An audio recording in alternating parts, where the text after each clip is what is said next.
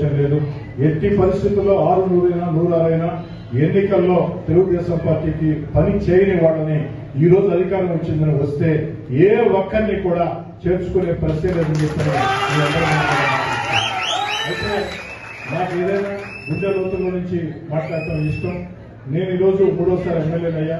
చాలా సంతోషం. మీ అందరి దయ వల్ల, దేవుడి దయ వల్ల మూడోసారి చంద్రబాబు గారు, మరీ ముఖ్యంగా లోకేష్ గారు నాకు అవకాశం కల్పించారు. మీరు అందరూ కష్టం చేశారు, గౌరవ ప్రజలు ఓటేశారు.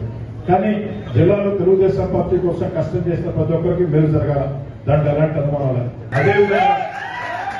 అదేవిధంగా తెలుగుదేశం పార్టీ జిల్లా అధ్యక్షులు అబ్దుల్ అజీజ్ గారు, వీరిద్దరూ కూడా ఒక ఉద్యోగం భవిష్యత్తు ఉండాలని ఆ దేవుడు నాకు ప్రత్యక్షమైన ఆ దేవుడినైనా నేను కోరేది ఇదే.